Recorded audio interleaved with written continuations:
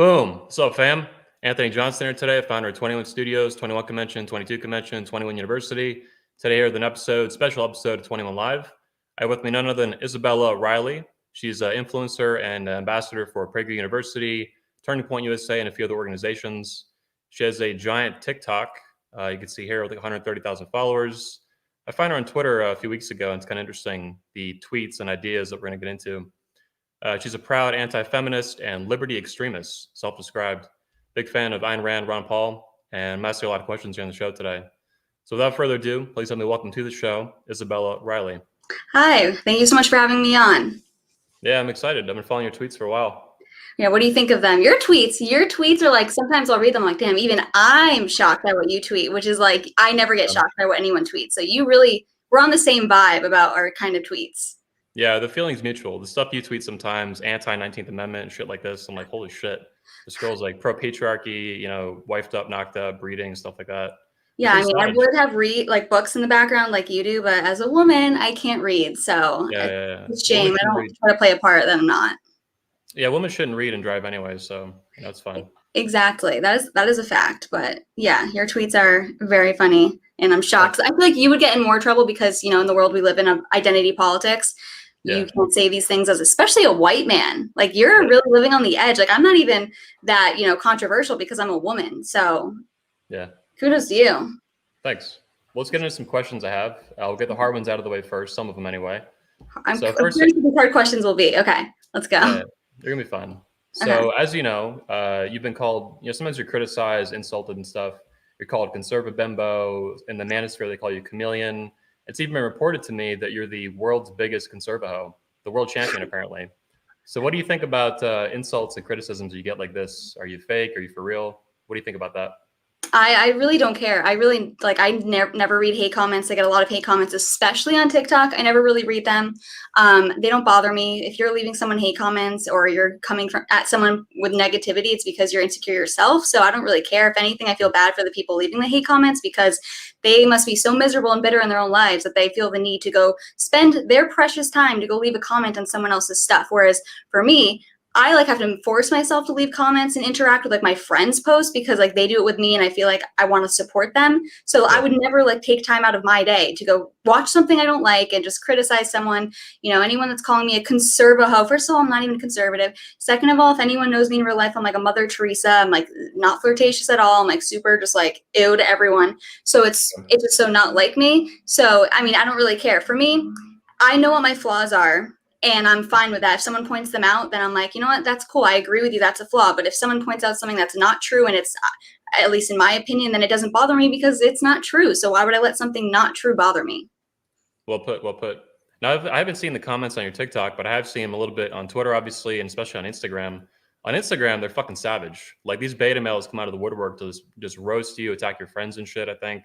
Really? On Instagram? I feel like on Instagram I don't get hate comments mostly. Although this recent video I did, the one where I'm like this. Yeah. And because on TikTok I'm getting a lot of good positive comments, but TikTok is by far the worst. I have one video on TikTok that has over 40,000 comments. And they're all hate. It's hate. There's 2,000 likes, 40,000. No one's ever been ratioed harder in their lives than that post. So I love it though. The comments, the hate comments they bring. That's the only reason my videos do well on TikTok is because the leftists and the feminists especially get so mad they can't help themselves. Their keyboard warriors have to leave 1,000 hate comments, and boom, I get interactions, boost my posts, and now I swear all my videos are on the For You pages of all the leftists because they're the ones who interact with it. So I'm fine with it. Who do you think you piss off more, leftists or feminists or beta males? Which get you the most hate? You call them certified beta males too, I think. You have special names for them and shit. Yeah. Certified. I would say feminists because I think feminists feel so betrayed by women who don't buy into feminism and are so pro-patriarchy. And I mean, in the negative sense, I don't agree with their definition of the patriarchy, but I think feminists, they just feel so betrayed. I think beta males are just, I don't even know, they're just, I try not to interact with them and it's really embarrassing what they put. So I wonder. Here's one of your tweets about basically beta males or male feminists. I call them Vichy males, actually, Vichy French.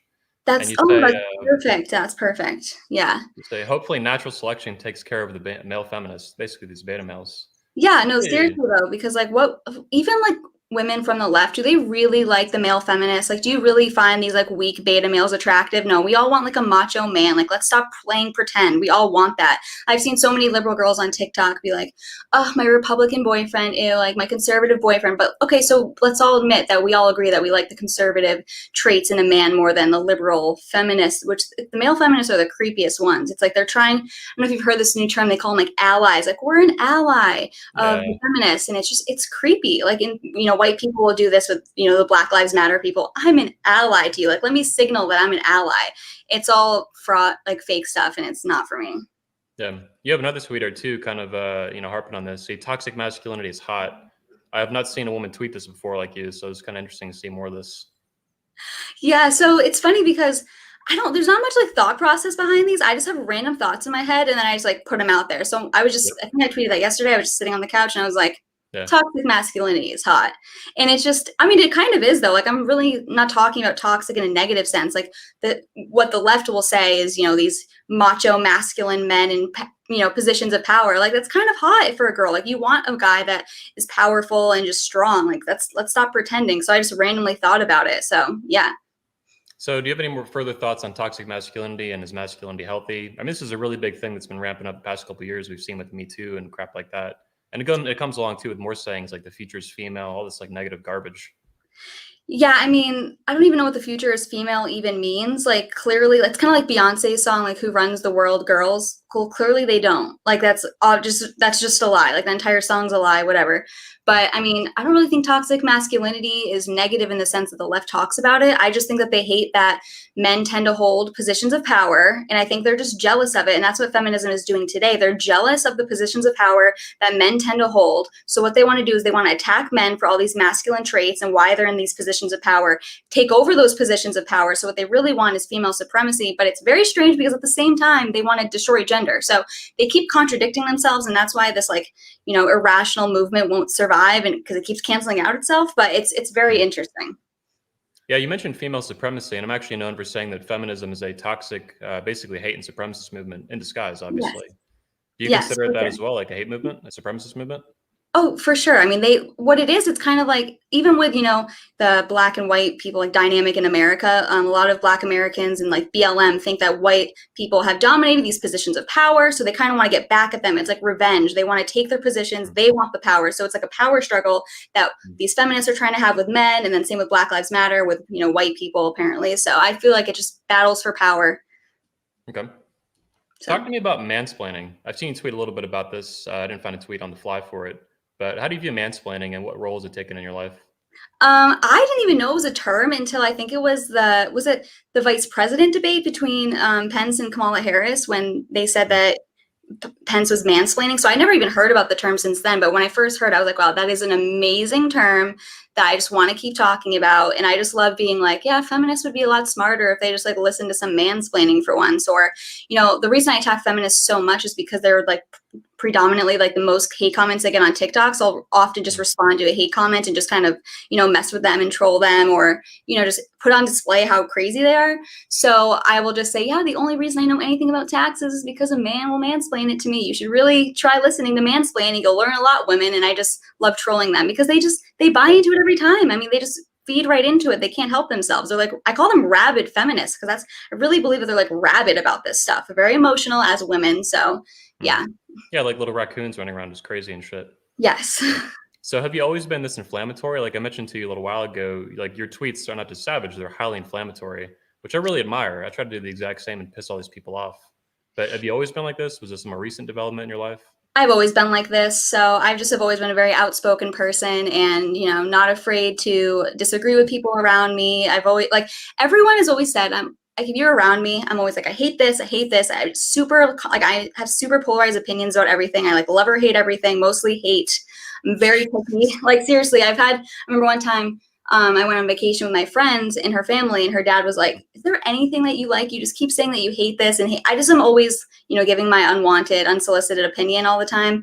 But yeah, I've always been pretty inflammatory. I love saying things that will shock people and like make people feel uncomfortable and just seeing how they react. And I love especially when I troll people online and then they don't get it. Like, that's my favorite thing, is when they don't get it and I just keep going and seeing how far I can take it. And then they just, I don't know, it's amazing. So yeah, I've always been like this. Have you always been like that?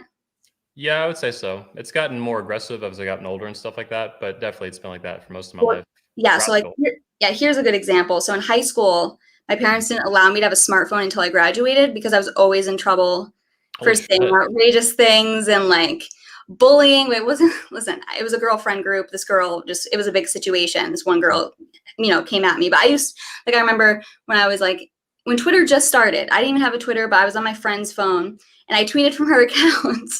Her mom got really mad at me. And I tweeted from her account, how come whenever I spread my legs, I smell fish? So it's just like these things. Whoa. I always just said stuff like that, like just outrageous Jesus. things. And it And always, you went to Catholic school your whole life or something like that, right? yes, yes. So Mm, I just always was saying outrageous things my entire life. I've always had mm. like an inappropriate mind, taking things way, everyone's always said, Isabel, you always just take it way too far. And I'm like, you know what? That I just find that interesting and funny. And guess what? If that alienates you, good. I'm someone that I will never change who I am to try to fit in with someone. I Mm. prefer when people don't like me because then it's less people I have to deal with, less people I have to pretend that I have to like. So I love when my like polarizing personality just alienates people because it's like, good. If you don't like me, good. Let's not hang out. But it really What's weeds funny out. to me is talking Yeah. to you, you don't seem very hateful or very hateful. It's like you're saying these things and I know you're sincere, but you seem like very kind and pleasant and like sweet and stuff. It's kind of funny to see this go on. Yeah. So You're like, that's the I thing. hate everything. Fuck all these opinions, blah, blah, blah. And you just seem very calm and like sweet. Yeah, I'm not like an angry person at all. Mm, I just like have strong opinions and my mood never really fluctuates unless something severe happens in the good or bad way. Like, mm, I don't understand why people cry. Like I'll cry if one of my pets dies, but there's no other mm. reason why I would ever cry. It's a weird I don't get it. I don't know if you've ever seen me tweet about this, but I'm not kidding. I don't laugh out loud. Like I've never laughed out loud, like sincerely. Nothing I ever find is that funny. I could find something funny, but I don't get how people can physically laugh out loud. I'm jealous. I will see like my sister, when she starts laughing, she can't stop. And I'm like, I'm jealous. That looks like an enjoyable time. I wish I could experience that much joy, but nothing makes me laugh out loud. And I'm still waiting for the day for that to happen. But Yeah, it'll happen. Don't worry. I don't know. I'll make sure of it. I've had to learn to fake laugh or else it's really awkward for me Mm. just to like, Well, someone's gonna say something. I'm like, let's take a few steps back. We were talking about mansplaining a few minutes ago. So right. talking about your relationship with your father, would you consider him an expert mansplainer, a professional mansplainer, things like this? Yeah, so my dad always says that I am him with a vagina. I'm him with a girl. I'm a clone of him. I always am told that. Yeah, so we have the same exact personality. The reason why I love like Ron Paul, Ayn Rand is because when I grew up, my dad was obsessed with them. Like I always say, my dad was Ron Paul, Mm. my mom was Ayn Rand. My dad literally has Wow. an Ayn Rand tattoo on him, like her portrait with like a little money sign tattoo. Yeah. So that's why I'm so extreme in my beliefs because I was just like raised, indoctrinated in like the best way possible. So I was Mm. exposed to these ideas very young. And yeah, no, my dad is just like me, never shuts up, always has to give his unsolicited opinion. He's very smart too, logical person. So yeah, he definitely mansplains a lot and he definitely mansplains to me, my mom, my sister all the time. And, we always say that me and him are the logical ones and they're the emotional, women Wow. of the group. So my dad always says you're way more of a guy than like my guy friends. Like I swear, I tweeted, I think a couple of days ago, most of my guy friends, if not all of them, all the guys in my life are more emotional than me. I even say my dad's more emotional than me. I don't get emotional. Wow. So I really do feel like I'm a man trapped in a woman's body. So Oh I my might come out God. as a tranny one day. Wow. I hope not. I'm not into the trans stuff, but you're definitely female in the brain, and I think in some ways that maybe you don't realize quite yet. I'm very like feminine. I love like being girly. I like makeup. I like cute clothes. I don't Mm. do my nails because I enjoy biting them too much. But I'm girly in that sense. But in terms of how I think, that's what the big thing is. How I Yeah. think is definitely like a guy. Like Mm. I have like the biggest like BS detector. I can always tell if you're like lying, coming up with an excuse. I'm like my family will always say, you always have to pick apart everything. Like I will remember everything that you say to me, and if you ever contradict yourself, like years later, I will bring that up and use it against you. So I just always think That's a very feminine thing, actually. That's something women do a lot. that's true because they're very like Yeah. calculating, like they're very Yep. calculative minds. So that's true. But And I I take don't it know. your parents are still married. You mentioned your dad mansplains a lot to your mom and your sister and Yes, stuff. yeah. They were each other's first together since they were like 15. So Wow. yeah, they've been together for a while. Although they're younger because they had me when they were 20. Huh. So they're only 20 years older than me. So they're not like crazy old, Yeah, but back in the day, though, it's probably a little more normal. My grandma had my uncle at like 16. That was a long time ago, but yeah. yeah, wow, that's crazy. I could not imagine. Let's shift gears a little bit. Okay. You've been following, obviously, my Twitter. You've seen "Make Women Great Again." How do you feel about that? And what was your first impression about that? It's genius. It really does make Like, sense. This trend of, thanks to feminism, of making women ugly, and like, I swear to God, they just want to make women as ugly as possible. And women, yep. it's like, and it's also this idea that women would be happier, like, being married to a corporate job than being married to a husband. And it's all against, the feminists claim that they care about the woman's right to choose, but it's only the woman's right to choose what they want them to do. You can't be a stay-at-home mom. You can't. And realistic. So what's funny, news, I actually, like, don't want kids. So this is the funny thing about my Twitter. I, like, play the part of a trad wife, but I'm like, I have no maternal instinct whatsoever at all. But if I were to have kids, I'm sure I would like them. So I understand that. Like, I love animals. I, like, act like they're my children. So I'm sure if I had a baby, I would feel the same way. But I have no, like, instinct in me to be like, I really want kids. And that's mostly because I want to be very selfish in my career. And I feel like kids need a stay-at-home mom. So I feel like it wouldn't be fair. But if I had a husband that really wanted kids and whatever, and if I ever got pregnant, I would never, I'm not a child murderer, so I would have the kids. But I don't really have a maternal bone in my body. I forgot the main question. At this point, I'm not even sure. You just keep going to tangent. It's great though. Just keep going. This is Okay. You just ramble. That's the thing. Yeah, I don't know how to shut up. No, But everyone's gonna love it. Just keep going. This is great. okay. Yeah. So yeah, I don't know. It's very weird because you would think from my Twitter that I'm like, I want to be a stay-at-home mom and just have like 20 kids, and that's really not the case whatsoever. But you're 22, right? Yeah. So 22 is actually peak fertility for women too. So you're actually the most fertile you've ever been in your life, and you'll ever be. So it's kind of interesting that you're saying this. I didn't know that. I feel like it'd be younger, honestly. Nope. 21, 22. You're right at that age. Yeah. Interesting. Yeah, I don't know. I mean, you mentioned abortion. Let's talk about that. Yes. So how do you feel about abortion? How do you view it? Like, what are your actual philosophical stances on it? Why do you oppose it? What are the reasons, if you can define them?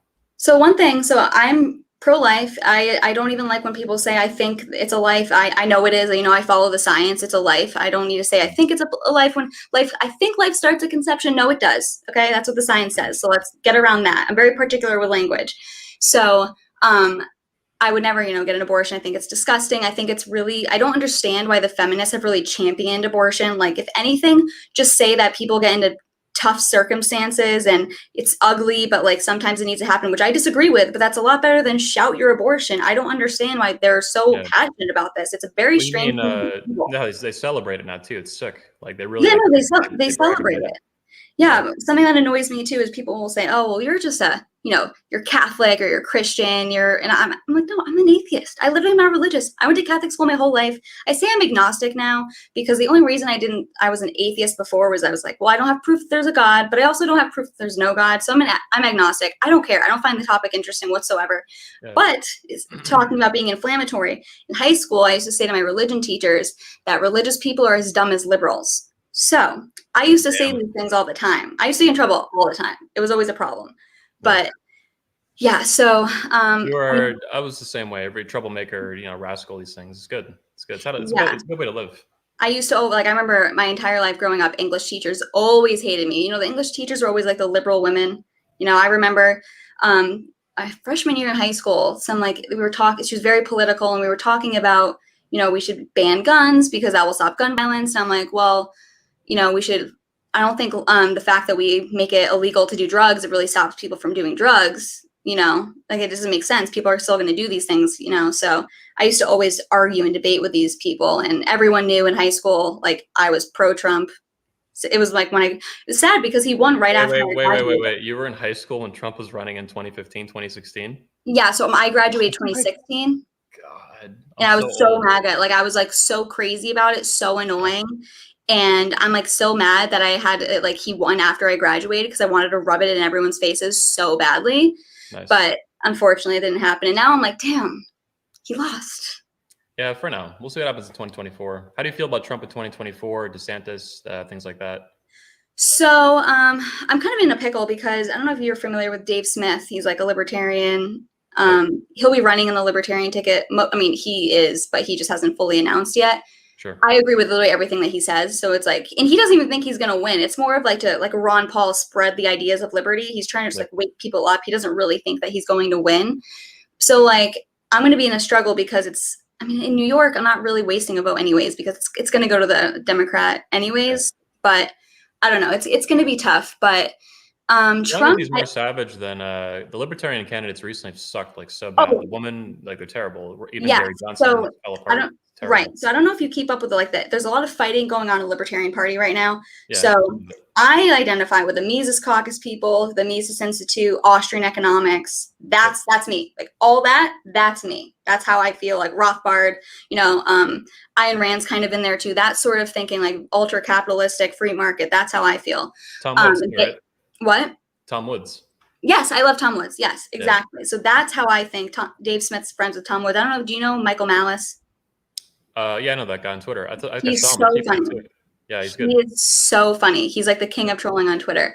Yeah. But I'm almost an anarchist. Like I'm almost an ANCAP. I'm trying so hard not to be because at the same time, I want a wall. I want a wall around the entire perimeter. I don't care. Screw Canada I've too. seen I don't care. your tweets come out about these things. I see them, and I can see you shifting ideologically over time.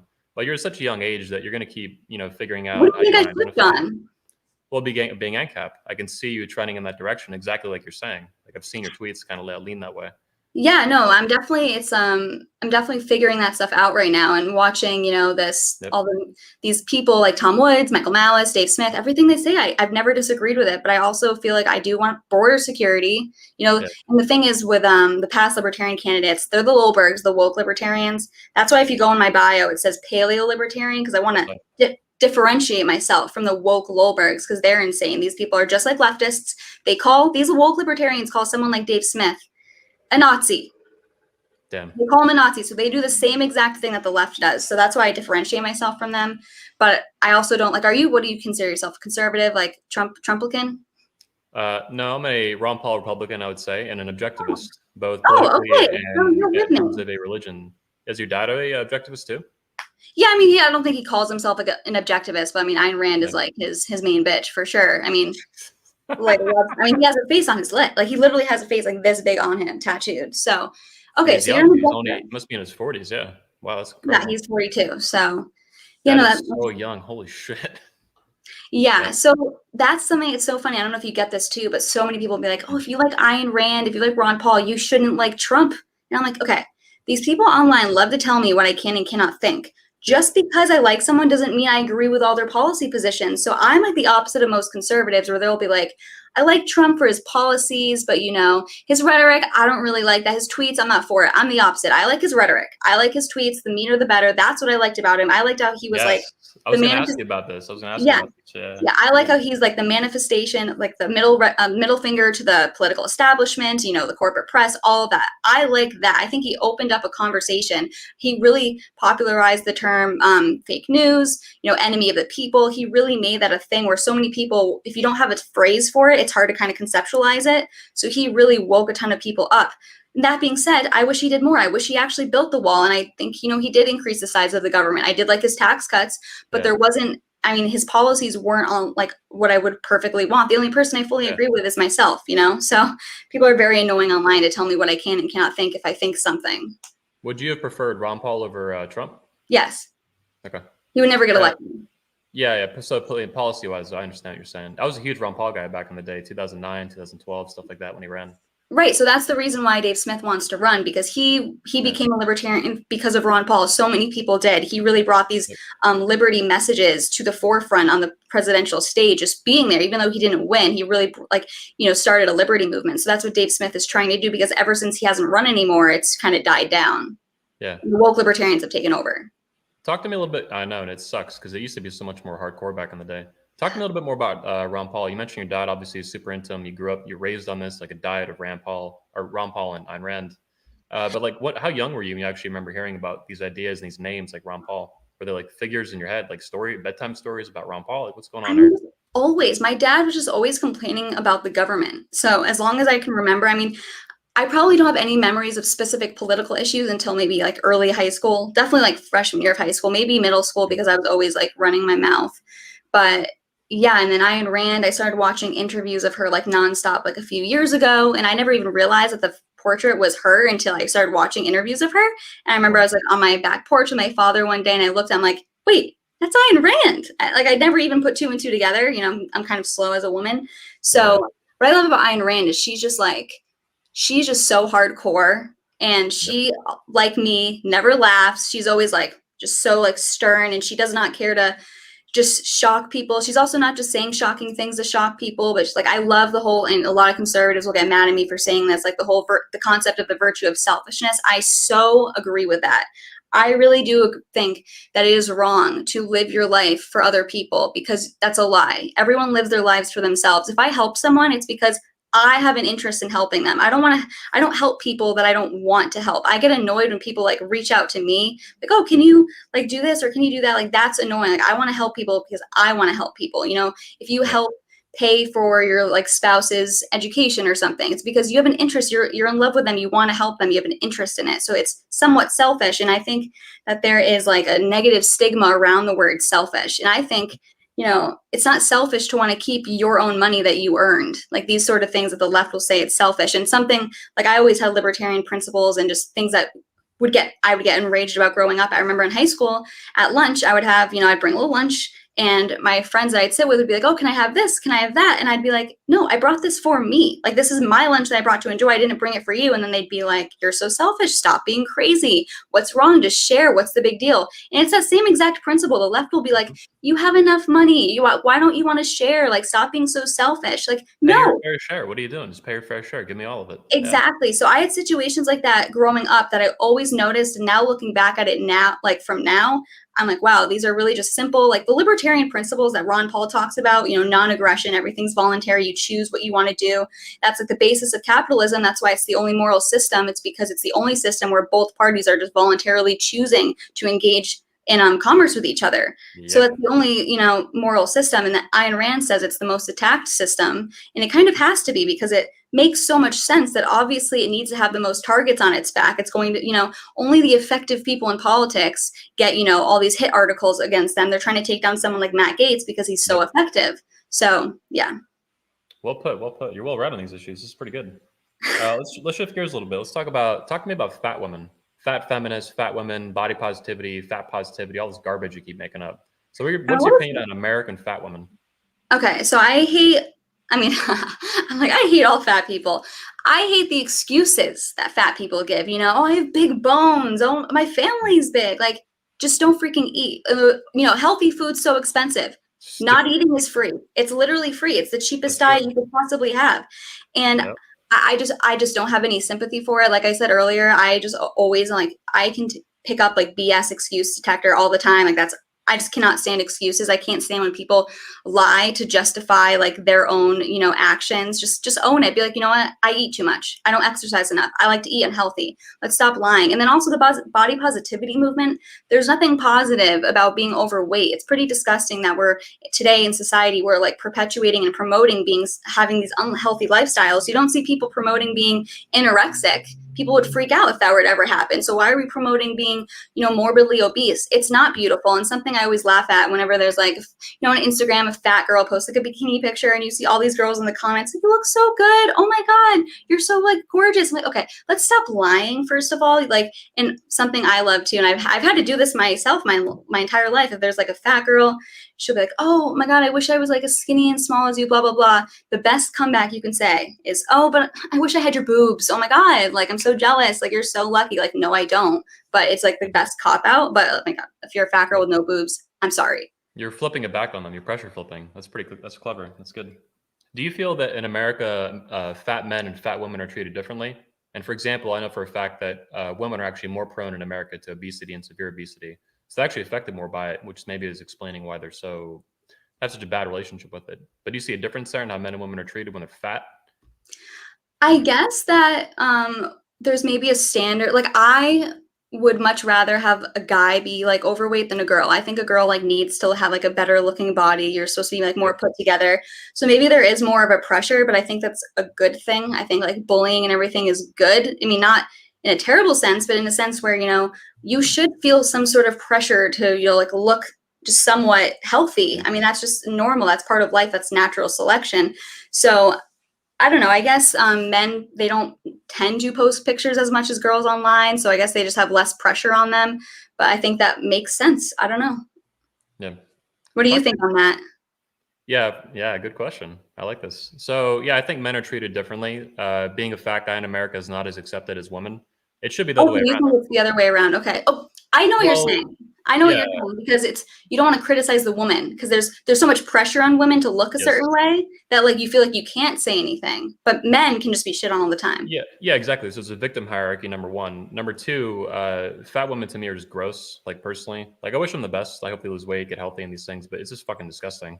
I've thought that my whole life. And women should be. It's more important for them, I think, physically, sexually, attractively. It's not even a word, but you know what I mean. I know what you mean. They need to be lean and healthy. It's important, especially for fertility and things like this. Yeah, So, no, yeah. But today it's being flipped upside down, I think. So there should be more shame and pressure on women to be lean. There should be some on men too. Dad bods, it's fucking gay. These fat dudes, these lazy bums, it's all like lame. These soy boys and stuff with their beer bellies. Like I'll talk shit about them all day long, but it's women that you're not allowed to criticize. That's the issue, I think, fundamentally. You can criticize fat guys, you can't criticize fat women. That is so true. That is so true. And you always say, like, you know, girls will get mad if a guy is like, oh, I want her just to be skinny, but girls will be like, well, he needs to be over 6 feet. Well, bitch, you can control your weight. You can't control your height, so shut up. But yeah, no, I agree. There should be, you know, more shame on being skinny. I'm not saying that you need to be like anorexic or anything, but I agree. Like whenever I see, like, you know, I talk about this with people, and just it's hard to respect someone when they're so huge, because it's like you're just a slob. Like you can't get it together to, I mean, I'm not saying that you need to be like super skinny, but you're so big, like you can't get it together. Like it's kind of shows laziness and weirdness. I don't know. This guy gave us a $5 super chat, and he said, why aren't there any plus size male models? That's a good point. You see these fat models, I forget, Teresa or something, some fat. I don't know any of their names, but yes, I try not to remember their names. I know. It's very like your job as a model, I'm sorry, like part of the hard thing about being a model is being skinny and being like the perfect physique. Something that annoys me beyond all belief is when I'm like online shopping or something, and there's, you know, they mix in the plus size stuff, and I'm like, can you get this out? Can there be a separate section? But no, they don't want to make them feel like othered and sad. But it's like, you're wasting my time, then I have to scroll through these fat clothes. Like just differentiate it. Like they probably don't want to see all these skinny clothes either. Like just differentiate it, but they don't want to hurt their feelings. But yeah, that's a good question. Why is there no plus size guy models? For the exact reason what you said, is that we can't criticize women. They don't care about men, so they just don't want to. They don't want to, you know, leave out or exclude fat women, but they don't care about excluding fat men. With Make Women Great Again, I have a hat coming too that says Make Women Thin Again. This is really fundamental to why I had it made, is that you can't criticize women. You can't say, let's make them great again, make them cook again, make them thin again, make them hot again, all these things. And so I think fundamentally it's what pissed you saw the news articles that pissed like millions of people off. It was a lot of fun. It was the biggest troll in my life. It was awesome. I love it. And it's kind of weird because, you know, I do the same thing where I troll, but there's like some level of truth to it. Like, exactly. I'm kind of serious. Like we really should be like make women great again. Mattress lives matter. What's that even mean? It's probably about fat women, I think, or something. Oh, true. Yeah. He can explain it. We'll see what he says. Yeah. Explain yourself. But we do need to make women great again. I mean, it's a troll, but it's also very real. The 22 convention banner that you see as a whole event I did for this, you should speak at it. I think you'll be killer. You'll piss off. I've never spoken at anything. Sure you want a woman speaking? We have a few of them, speaking this year. So you'll. Is there anyone I know? Probably. I just invited Dr. Helen Smith. She's a famous anti-feminist, and I've confirmed now my favorite anti-feminist. She's the queen of anti-feminism, Professor Janice Fiamengo. Wait, I feel like I've actually seen. Was she ever on Dave Rubin? Yep.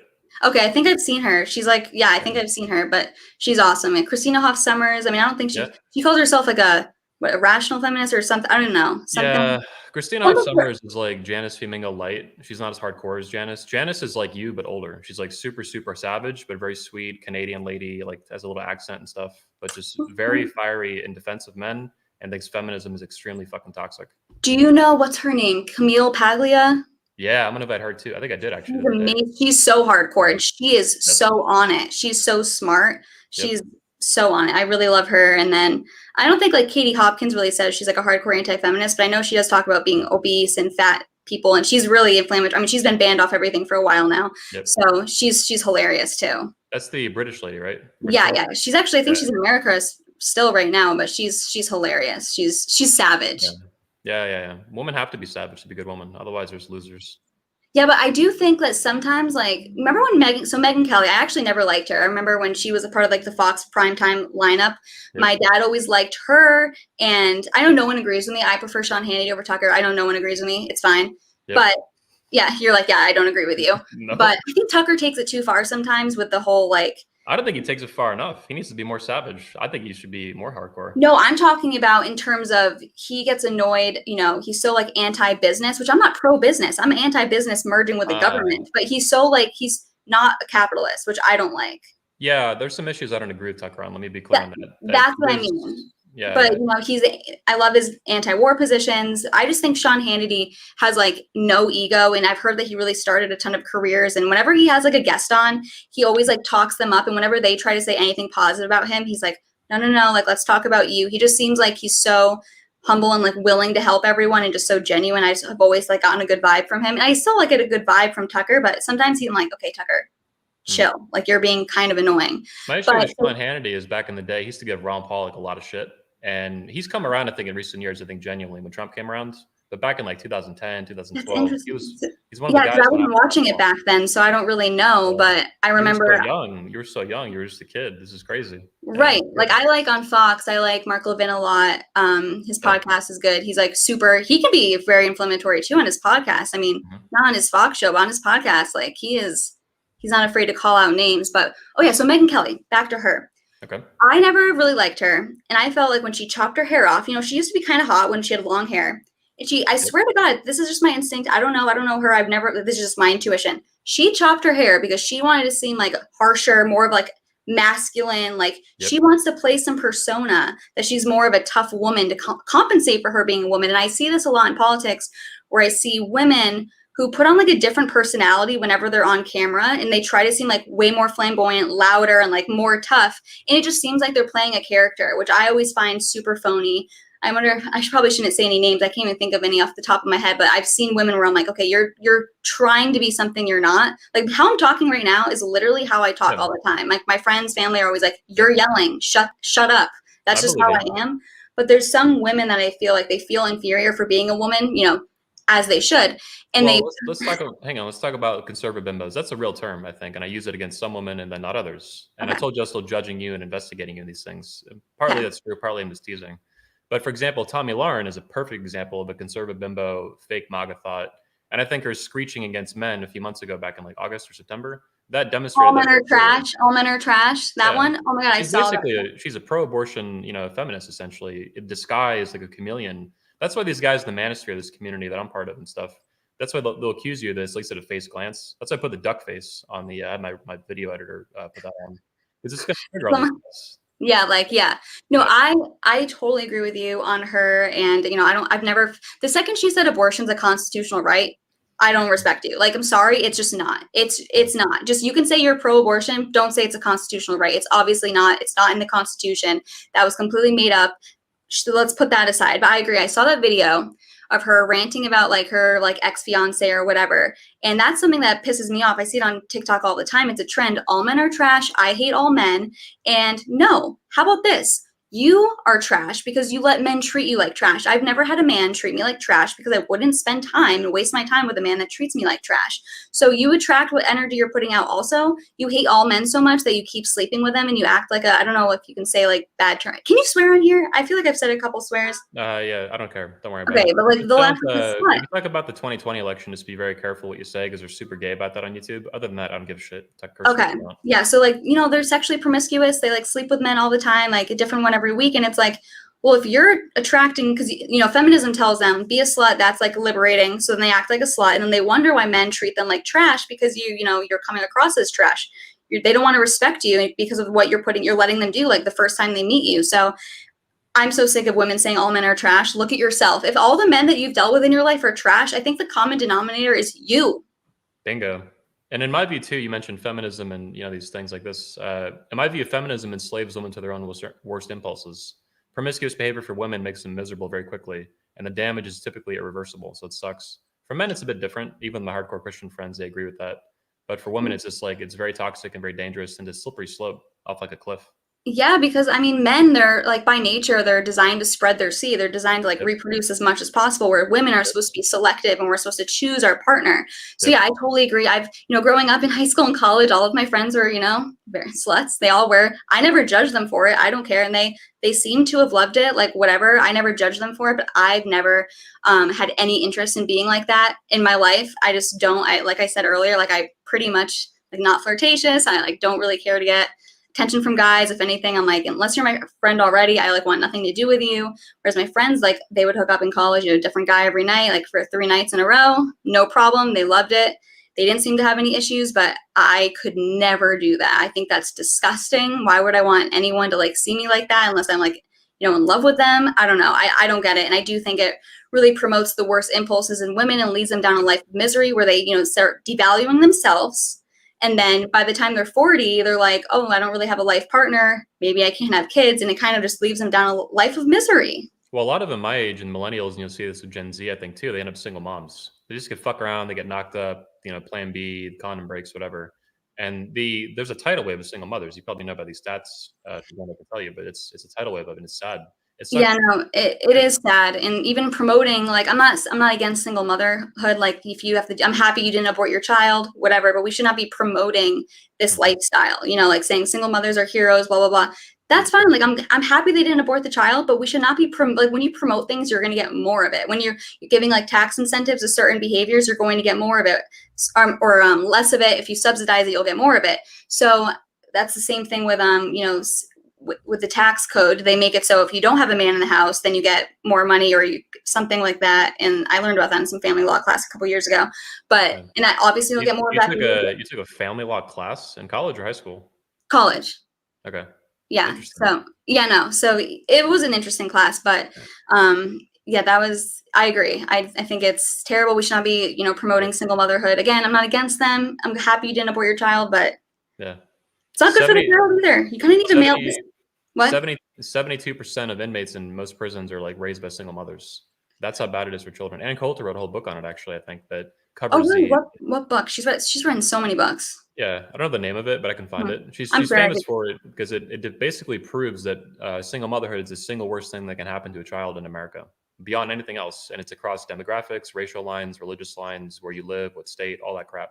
If you're raised by a single mother, not a single father, which is bad too. But you have some like authority figure as a father. I'm sure you could be an authority figure as a mother too. But men tend to be more of the authority, powerful figures. So having at least the male energy is super important, especially for. I mean, I guess in both. I was gonna say especially for men because they could lead them down a life of violence, but for women too because it's really you hear about daddy issues and that's a thing. So yeah, you seem to have the opposite of daddy issues.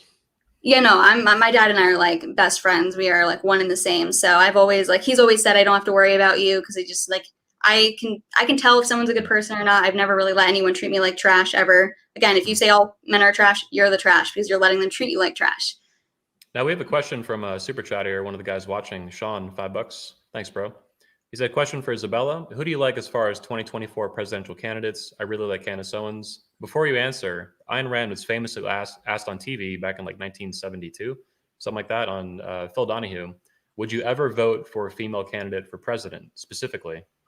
So answer this question, and then if you have comments on would you even vote for a female candidate? Candace Owens or whoever, it doesn't matter. Female, period. Thoughts? Okay, so female, period. I guess I would, but it's very unlikely. So if it was someone like myself that actually thinks like a guy, like you would have to think like a guy, not think like a female, which I've never met another girl that thinks like, maybe like, Ann Coulter is a good example. She's really like, logical, whatever. I really like her. But in terms of Candace Owens, I mean, I would vote for her opposing a Democrat, but I feel like it's very premature. Is she even old enough? Technically, she is. She is. You have to be 36. I don't even know if she's old enough. She said that she was like, oh, I'm going to run in 2024. Maybe I'm hearing that wrong. If she turns 36 by then, she could run. Or by the time, I think you have to be 36 by the time you swear in, probably. So 2025 January is when that would be. I don't know. Okay. Well, she would not be my first choice. I mean, she's good. I mean, she just says a lot of great things, but she's really not my favorite person to listen to. Honestly, there's not many girls, and if any girls in politics that I really am like. I love everything she says. I like Ann Coulter, I like Katie Hopkins, I like Michelle Malkin, but those are really like the only really names that I feel like are tough women that I actually respect and impress. Michelle's the Asian lady. I know. She's cool. She's awesome. She has like I think a Saturday show on Newsmax. She's really tough on like immigration, and she just gives she doesn't care about what anyone thinks, but. I like Ron DeSantis. I don't think I think Trump's going to run though. He pretty much alluded to on Candace's show saying, I would announce something, but the FEC will get mad at me and will cause a ton of trouble. But showed weight, but he's also going to be having rallies. Like, he's going to run. I don't know who's his VP would be. I think Candace even said, "Oh, me as the VP, haha," which that would be kind of interesting. But what are your thoughts on Candace? I like Candace. I don't think she's a conservative. I know early on when she got started, there was a thing with Dave Rubin. Conservative. She's not a conservative bimbo. Conservative. She's not. I don't think. Okay, yeah, I agree. Yeah, she's not like Tommy Lauren. I think she's savage and legit. She takes a lot of heat, and she's strong. I think she's a good woman. Now, I haven't done huge research into her, but those are my thoughts at this time. She's cool. Yeah, no, I agree. She's definitely outspoken. Sometimes I feel like she does start fights just to blow up, but it works. So she blew up, and she's doing great, and now she has a show with the Daily Wire, which is awesome for her. So I agree. I think I saw some old Twitter fight between her and Tommy, but I mean, yeah, Tommy is who are the other conservative hoes? I don't even know many conservative women. Who are they? I found one at CPAC that I was disappointed in. I forget her name. She's the Kent State gun girl or something. She used to work at InfoWars. I don't know her name. Caitlin Bennett. Yeah, I don't like. She's definitely conservative. So what's conservative? That's for example, and specifically here. Well, I'll answer that, and then also, this girl. What's her name? Katie or something? Caitlin Bennett. Yeah, Caitlin Bennett. Yeah. So that's based off a first impression. I talked to her for a few minutes, and that's, for example, opposed to what's that black girl's name? She was tweeting at you the other day. That black girl, Caitlin Krulik. I'm not saying it right. She ran for Congress in 2020. Really Klasick. Yeah, I think that one. Yeah, she's cool. Baltimore. She's sweet. Yeah, Baltimore. Yeah. I interviewed her and stuff. She's cool. She's sweet. And just from talking to her for 5 minutes, I was like, okay, this girl's feminine. She's sweet. She's genuine. She seems like a patriot. That other girl just seems like a brat. Talked to her for a couple minutes. She's all about followers and drama. She was chasing around some CNN dude, Jim Acosta. I saw that. Yeah. Yeah, and he's I saw her chasing him around. So that's funny. We were in the same vicinity. Yeah. I didn't take Twitter seriously until after CPAC. So. Okay. Yeah, you probably walked by me 10 times. I was in the media booth and stuff over there. Oh, but, probably. Yeah. So I haven't talked to her. I follow her on social media, but okay. So I agree. I think the whole follower count thing is super lame. I would be with people and they would say, "Oh, how many followers do you have on TikTok?" I'm like, "This is are you really asking me? Who cares?" I just think it's so stupid. I'm just so not like that. People say, "Oh, what do you do?" I'm like, "I make stupid TikTok videos." I think they're stupid. I think they're super lame.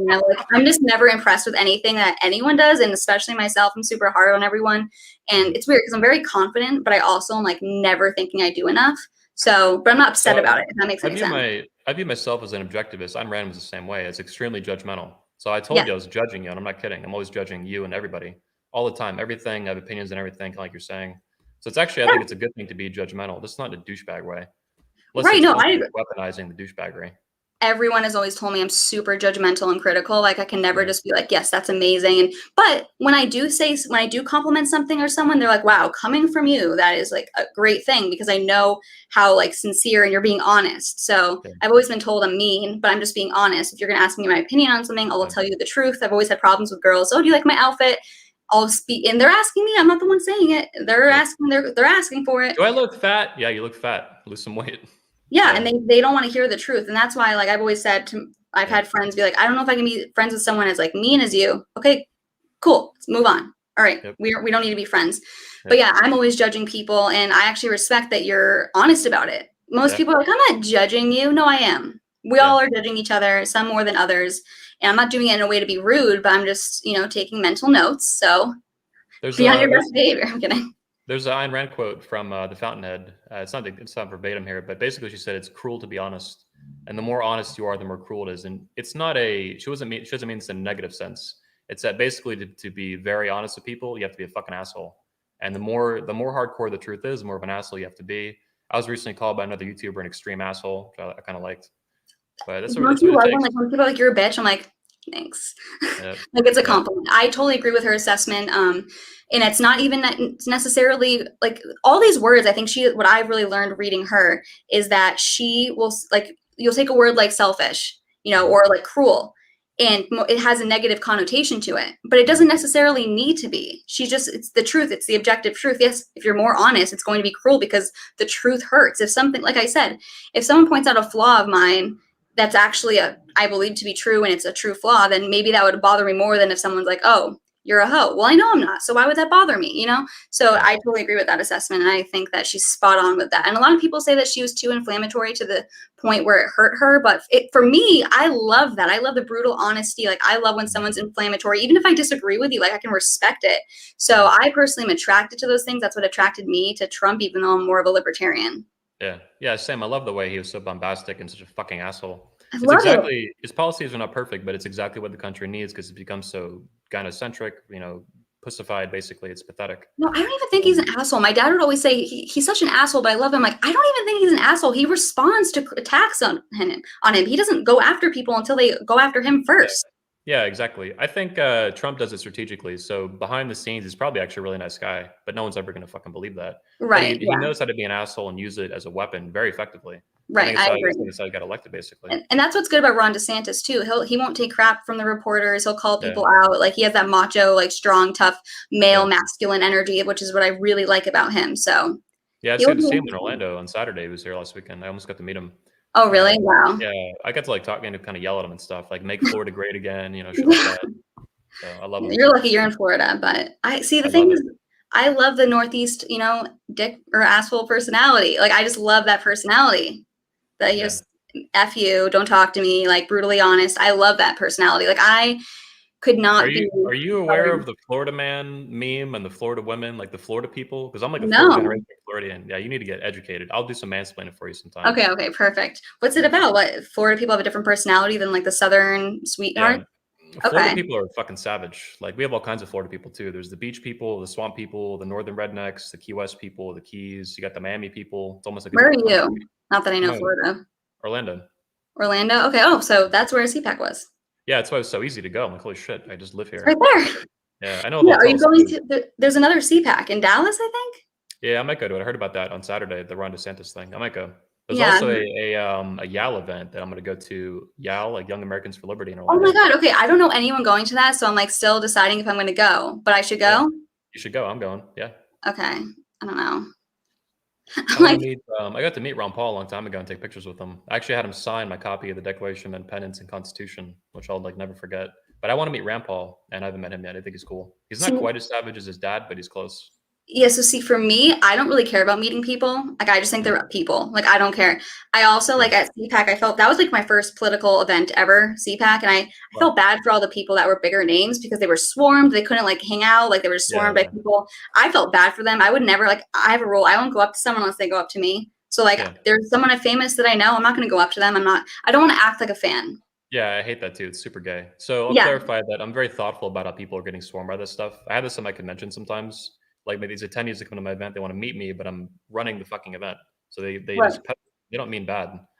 That's the thing, though. It's like you're putting yourself out there for it to happen, but I just feel bad for the bigger people. Like, I don't want to add to their, like, discomfort. You know what I mean? So yeah, it's called empathy. Yeah, it's good. It's unusual that women have this today. So congratulations. That's unusual. I'll say too, though, that the reason I like to meet people and take pictures with them is that they're going to die someday. I got to meet, for example, Nathaniel Brandon, who Atlas Shrugged was dedicated to, the original one before him and Ayn got a fight. I got to meet him about a year before he died and spend like 5 hours with him. And I had pictures with him and stuff like that, but it was very memorable. And that's cool to actually talk to someone. Yeah. That's like my issue. So I like never take pictures when I'm out with anyone. So the only pictures I ever have of myself are either selfies, because I force myself to. That's why you see me post selfies.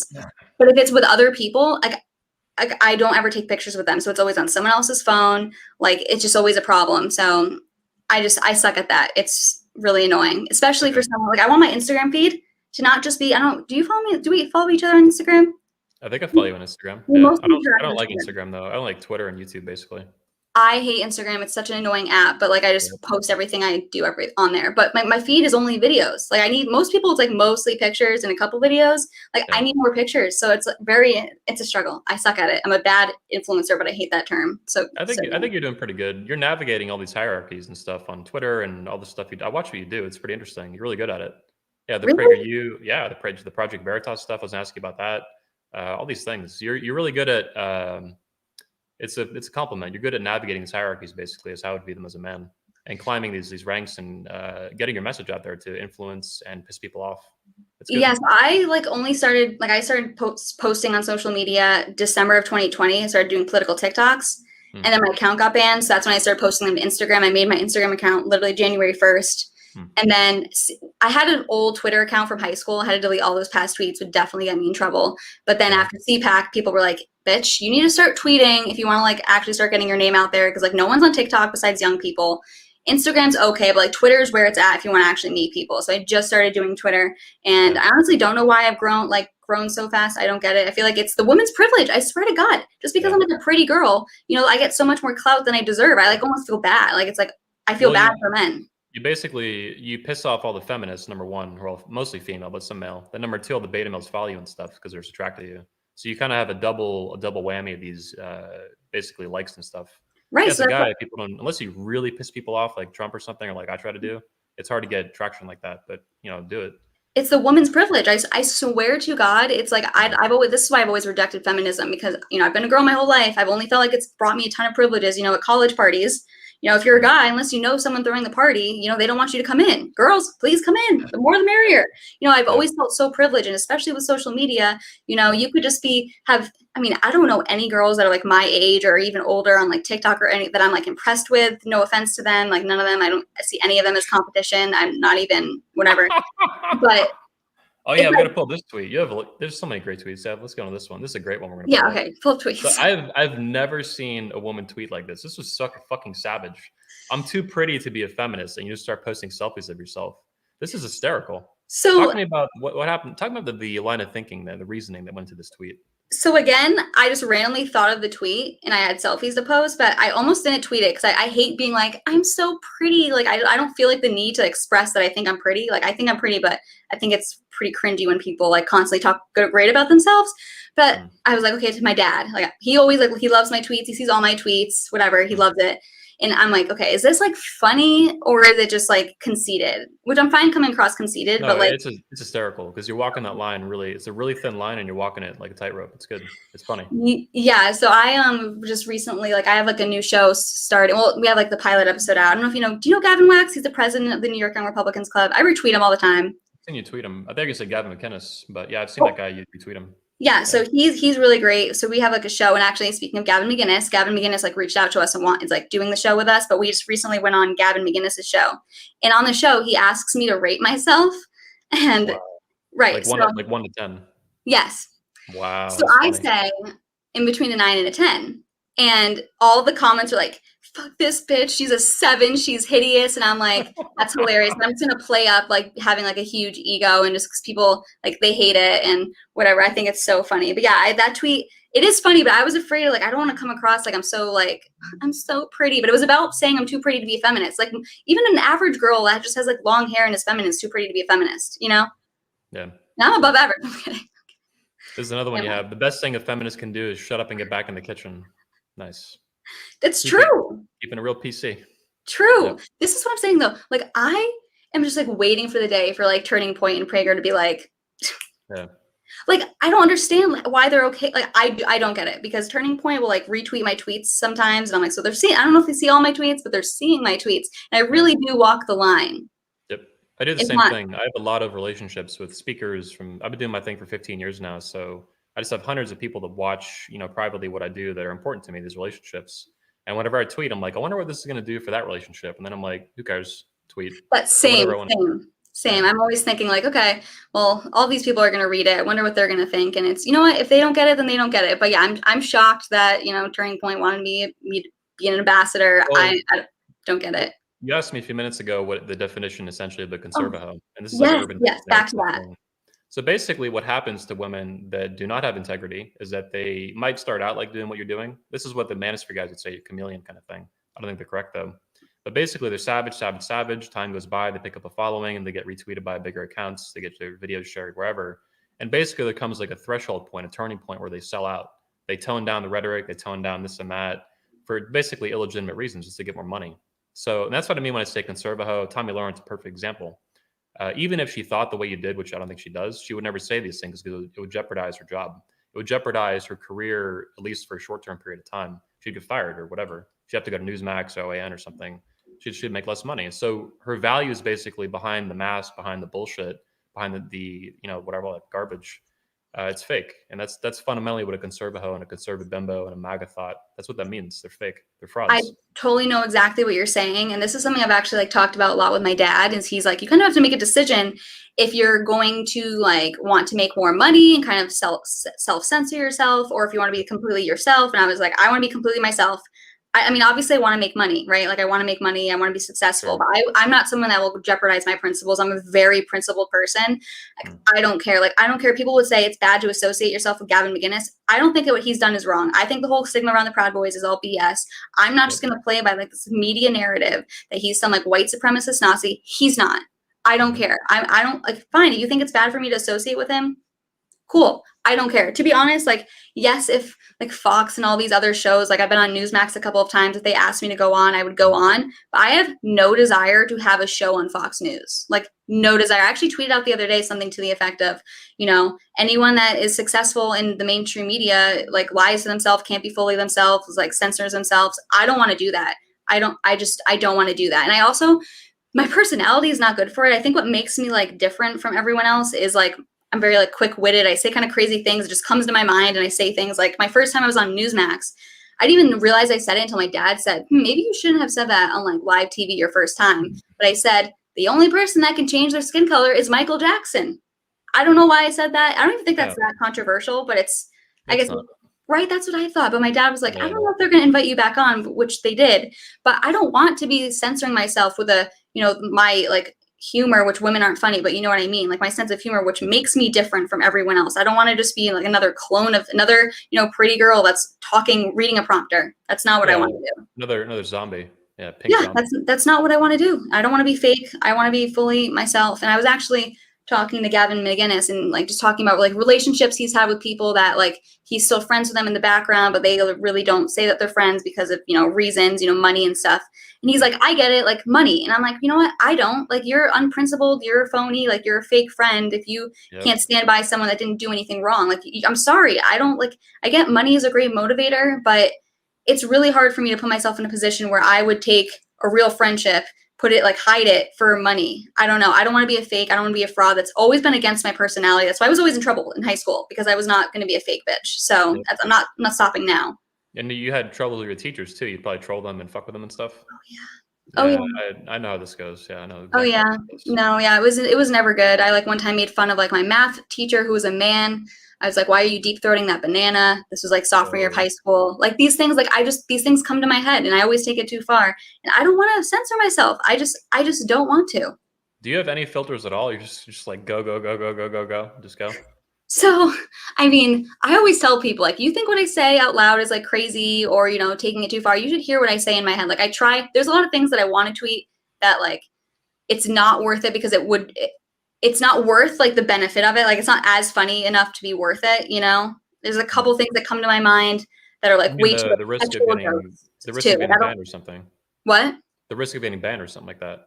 Right, like, and that sucks though, because I don't want to be someone that's censoring myself because I don't want to get banned. So let me play by their rules. It's kind of like gay, but at the same time, like if you want to grow, you kind of have to.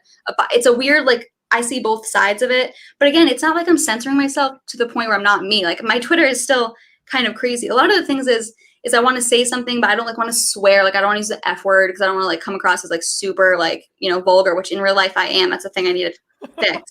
But there's a lot of sexual jokes I want to say, but I don't want to come across like freaking porn star or something, but it's like I'm joking, you know, it's not being serious, but I don't want to come across like that. So in real life though, I don't really censor myself.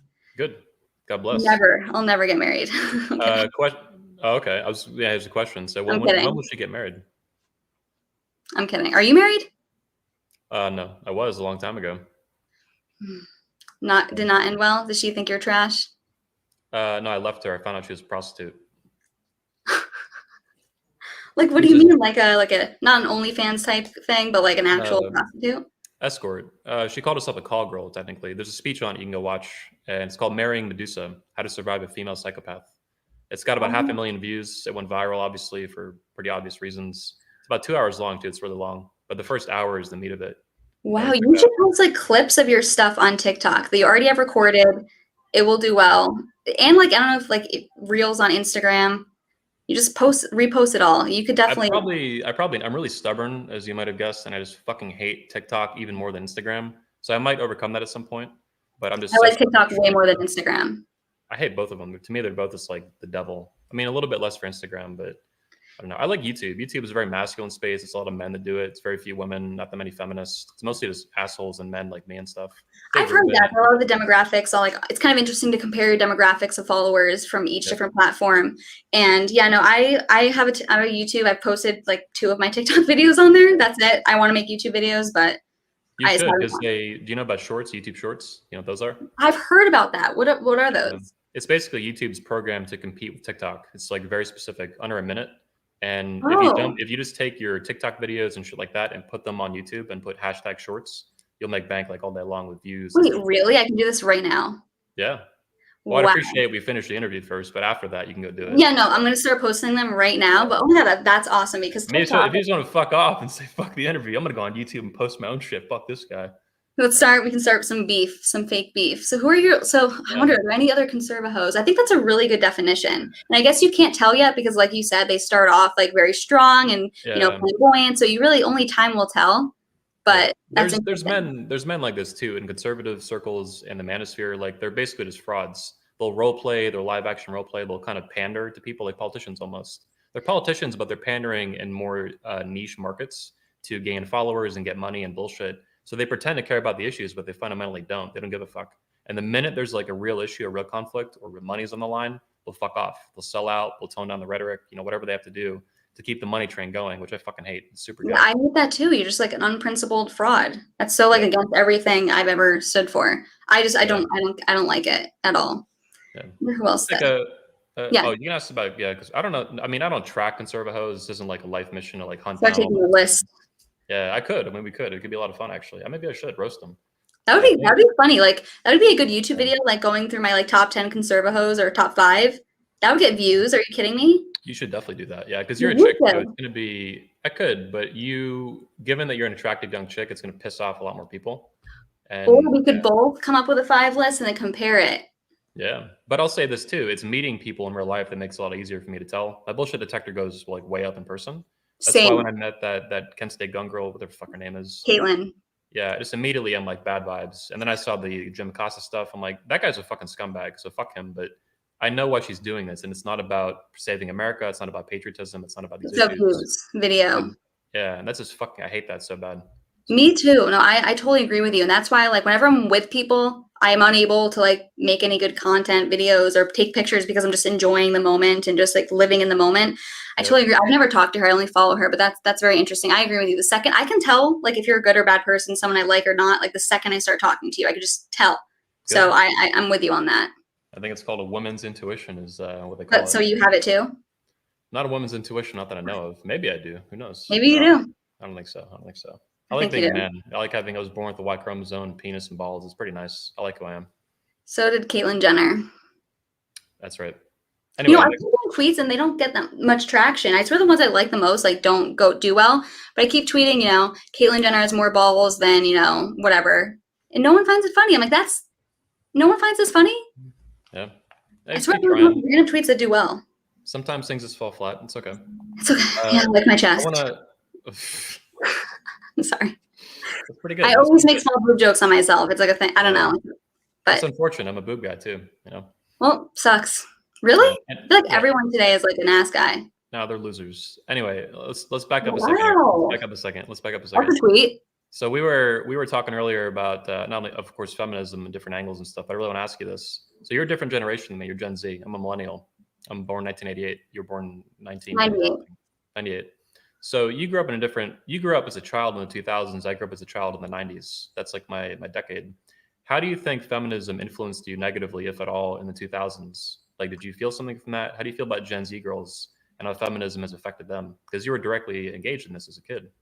Yeah, I mean, I guess I just always would say, I don't know what you guys are complaining about. I've always been a girl. I've always been privileged. Like I feel like I've been privileged to be a girl. I said that before. I don't know. I guess all of the women and girls I knew growing up, they just seemed so weak and emotional. And, I remember like even when I was younger, I'd have friends come over and they would end up playing with my little sister because I was just like, I don't want to do this. I was always I know this is kind of off topic, but when you're a little girl, like people want to play pretend, they want to like play like Barbies, they want to play house. And I would say, why do I want to play house? Like, why are we playing a pretend game? I was always against games. That's why, again, I would be the worst mother because I'm like, I think all games are stupid. They're fake. Jesus. It's fake. I don't get, like, why are we playing something that's not real? I don't think you'd be the worst mother. I think you'd be okay. I think you'd be I'd be so harsh. Like, seriously. Like, I would be so, like, I don't like any movies, anything that's fiction I don't like because it's fake. There's enough interesting things that are real in the world. Why would I waste my time watching something fake? I don't get it. Do you have any nephews or nieces yet or anything like that? Do you have any brothers? No. I only have one younger sister. She's 17. Yeah, So. when you have a nephew or niece someday or your own child, I think you'll soften up a little bit. I have 3 nephews now. They're cranking out like clockwork. I got 2 sisters just pumping them out. Wow, those seem like sluts. No, I don't think so. I love my sisters very much. So one of them just had a baby, for example, like 2 weeks ago, little Dylan. Mm-hmm. And it's when you're, at least in my case, when my sisters became mothers, it's a very emotionally impactful moment. And you get to see, your own sibling like have a child like that. And it really just puts things in perspective. Similar, I guess, to having your own child, but I don't know directly yet. But it's it's a pretty amazing experience past couple of years. Yeah, that is true. I mean, I'm sure this is another hot take I have that like no one like understands where I'm coming from. But I am like don't ever want to see, and like no one ever knows if I'm rarely upset about things, but you would never know. Like I would never let anyone know. I would, if I'm ever pregnant, giving birth, the only person I want in the room with me is the people delivering. I don't want anyone to see me in pain. I don't want anyone to be there. I don't want them to feel like they're looking at me. I just want everyone F off. You'll see the baby when it's out. Leave me alone. Like that's seriously going to be the circumstances if I ever give birth. So I want to back up another second here and something too. You mentioned your dad. You say he reads all your tweets and stuff. What does your mom think about your online activities, pissing off millions of people and all these things? Beta males, feminists. Does she watch what you do? What does she think about this? She does sometimes. So another thing is like I started an animal rescue farm with my mom, and I like had to resign from the board and stuff because people would find me, like send her like tweets of mine, videos of mine, and like try to like, these so-called vegans that care about animals. They're like, oh God, you have a right winger that started an animal rescue farm. Conservatives, libertarians, they're not allowed to rescue animals. It's not because they don't really care about the animals. Like they just care about, they want to, just trash these people. They won't be happy until we're like dead. Seriously, gulags, re-educated or dead. So, I mean, she doesn't care. She thinks that you should be able to say whatever you want. But I do feel like the one thing I feel bad about, like, I don't care about getting hate for myself. It does not bother me.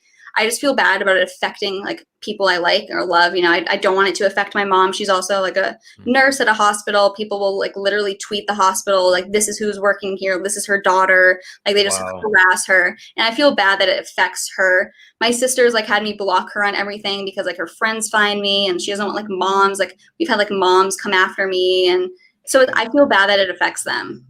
So your little sister's a lot different than you, is from what I'm gathering what you're saying. Yeah, she's very different from me. She's she's very different from me. Yeah. And yeah, I know what you mean too about like when this went viral back in 2020, like the news articles and stuff. My sister is like a manager she was a school principal number 1 until about a year and a half ago, but she switched jobs to being a manager at a theme park in Orlando. And there's so many people that know her and know me and stuff that they went, the minute they saw me in the news and shit, they were bitching at her, basically trying to get her fired from her job, which just pissed me off. Yeah. Right. And it sucks because like you can handle it, but it sucks that it has to affect other people. Yeah. But here's like just reminded me of something where I was always inflammatory. I remember my senior year of high school in my English class. I don't even know why we were doing this. It was such a dumb exercise. But my teacher, she like hated Trump, was super against Trump. And I would always like troll her being so pro Trump. And one day we had like a superintendent in the back of our class watching the class.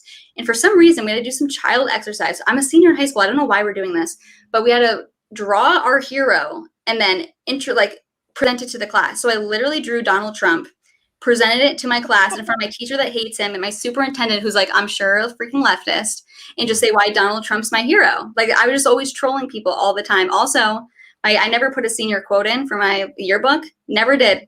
And whoever put the yearbook together put Make America Great Again as my senior quote. I didn't put it in.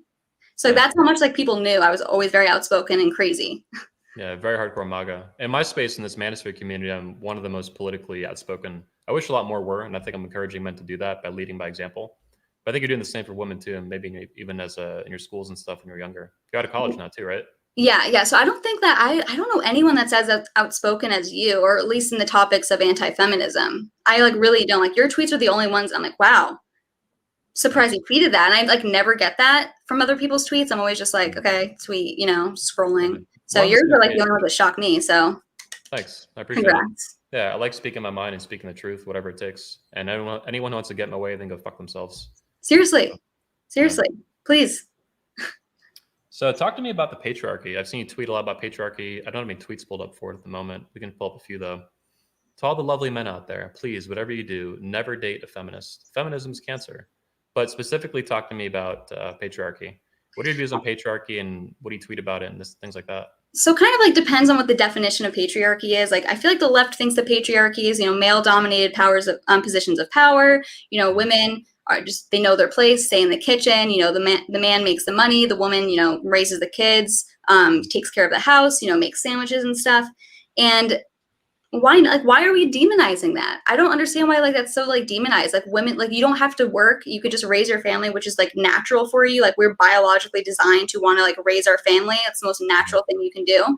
And the feminists like to demonize it as if it's not a real job. And I think it's probably one of the hardest jobs that you could possibly do.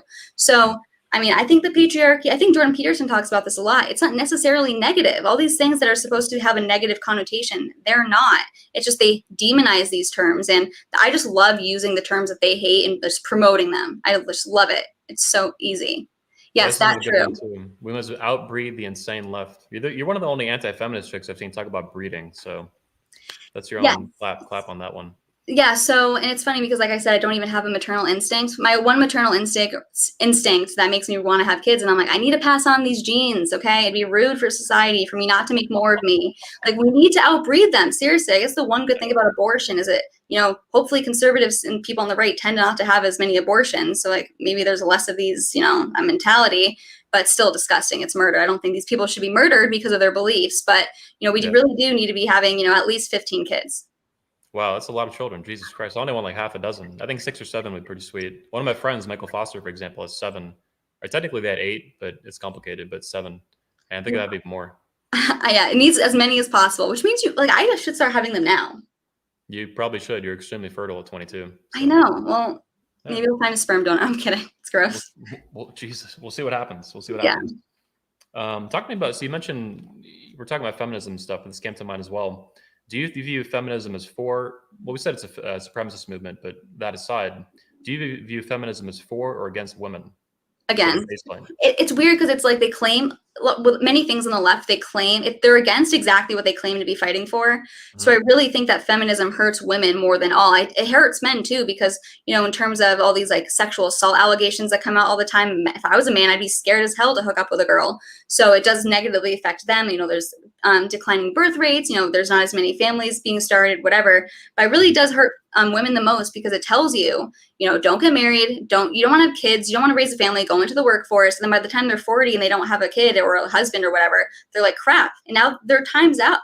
There's no going back for them. So I really do think it hurts women by far the most. And I had some tweet the other day, I forget exactly how it was worded, but it was something like the worst misogynists in the world care more about women than feminists do. And I truly believe that they like women more than feminists do.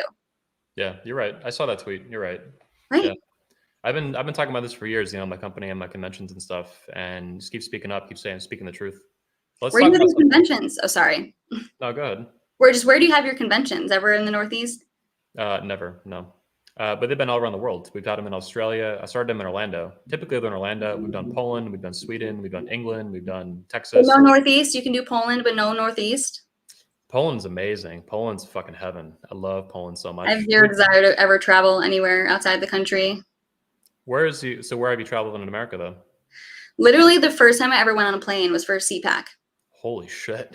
So damn, your first trip was to Orlando, Florida. Yeah. That's funny. Yeah, so my parents are always deathly afraid of planes. I just never went anywhere. I have no desire to go on vacation just to chill. I would go somewhere for an event. I don't understand. I can't just sit there and do nothing all day. That just seems like a waste of my time. Yeah, interesting. It's very, very masculine mindset. Yeah, I just don't get it. It doesn't make sense to me. Anyway, we do them in Orlando typically. It's where I founded the company in 2006. I just got out of high school. I was 17 years old. So wow. Typically I do them in Orlando. Yeah, it's been 15 years now. Thanks. And there's going to be 3 of them coming up here in Orlando. That'll be 3? Yeah. Wow. We do one for women, one for men, and one for fathers. And then together we call it 21 Summit. It's got 3 conferences inside of it.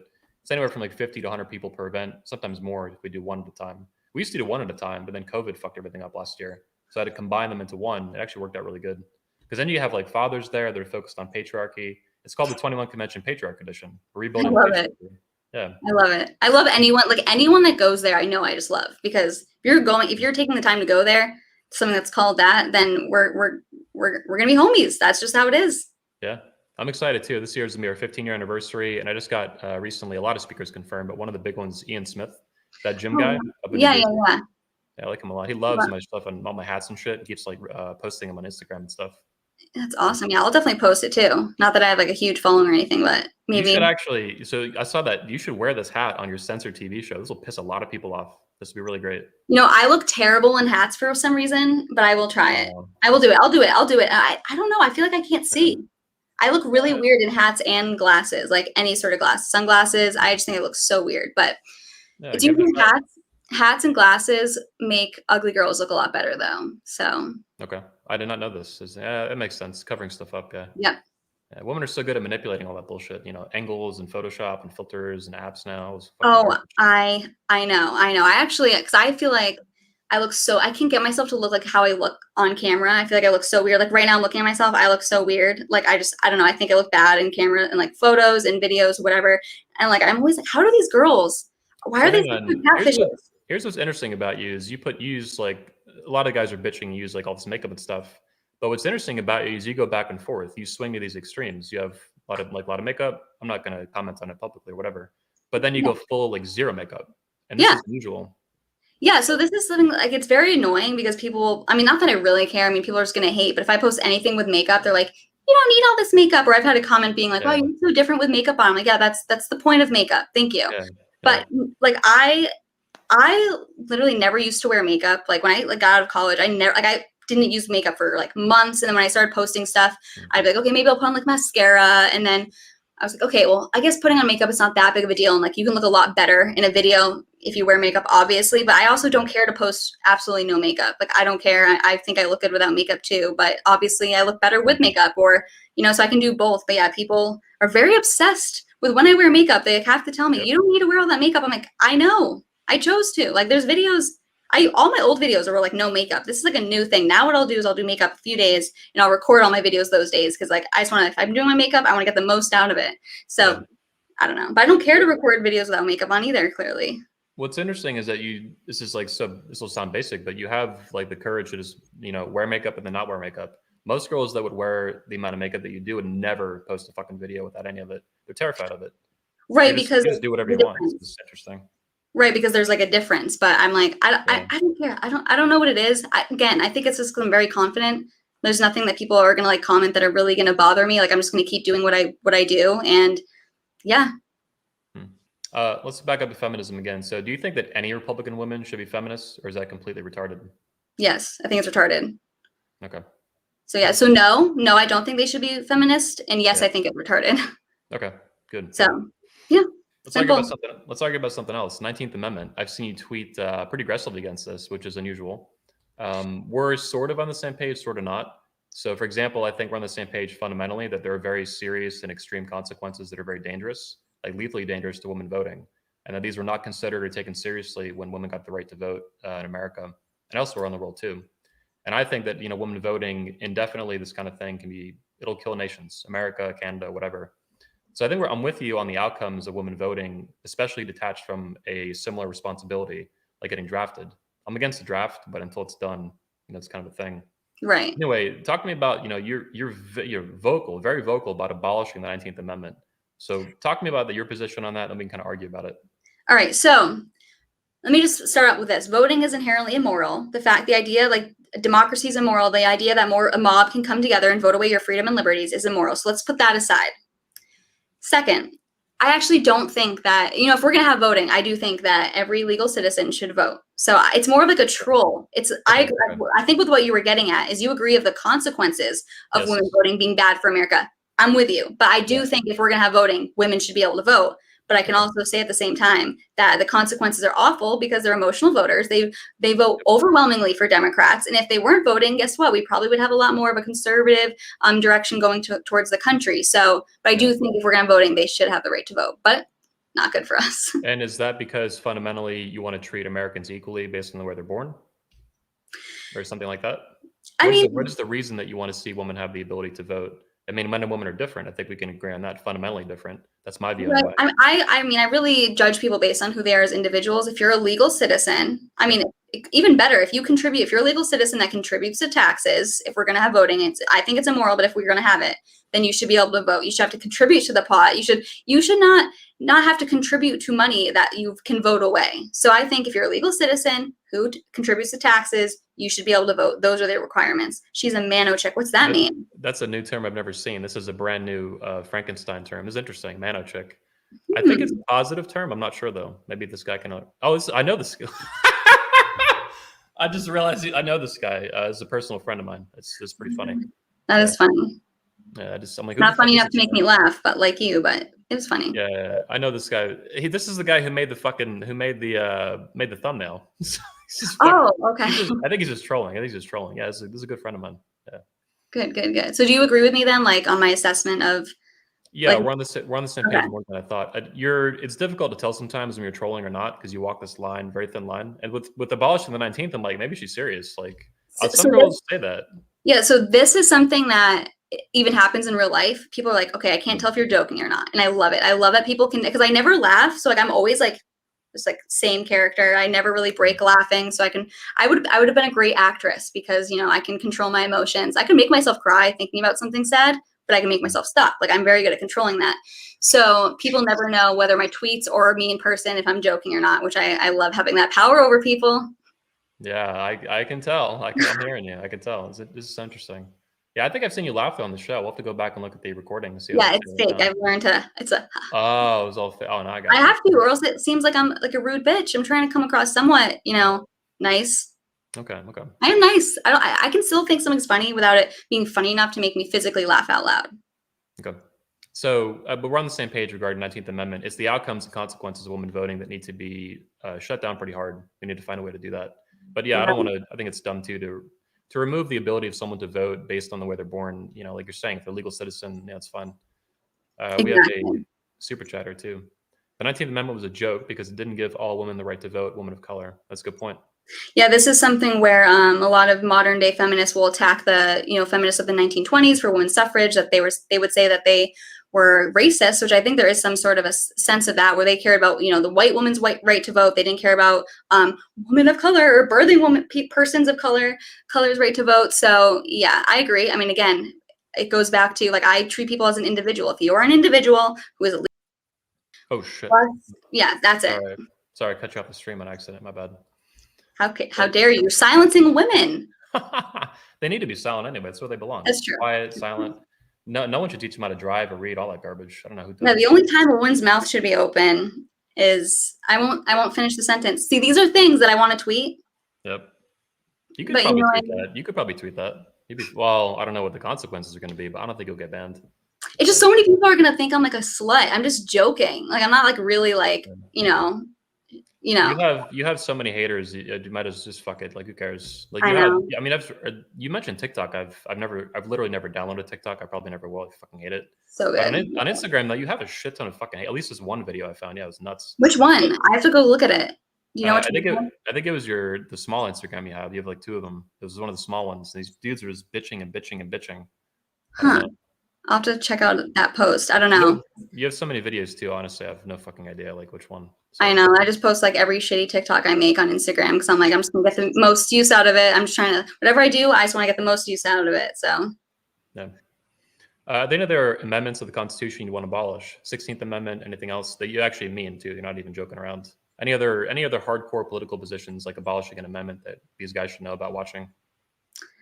Not that comes to mind. I mean, I think the founders really did create the most, beautifully as perfect as you could possibly be, like written document that can be applied, the principles eternally. Obviously, the left applies them completely wrong. The progressive Supreme Court justices or even just judges around the country that will say it's a living, breathing constitution, which basically means we can make it mean whatever we want it to mean right now, which is so stupid. Yeah. My only criticism of the Constitution is that, I love it if it was followed, but no, I don't think there's any other amendments that I would Is there any? I don't like know them all off the top of my head though, so I have to read There's up on that. Yeah, that's okay. Yeah, I would definitely abolish the 16th Amendment. That's the to tax income tax. So fuck that. Oh, okay, yes, yes. Yeah. See, I didn't even know that. So yes, There's I agree with a that. there's a couple more. I think it's the 20th Amendment. I don't know. I could have to look it up. But basically, it changed the way we elect senators.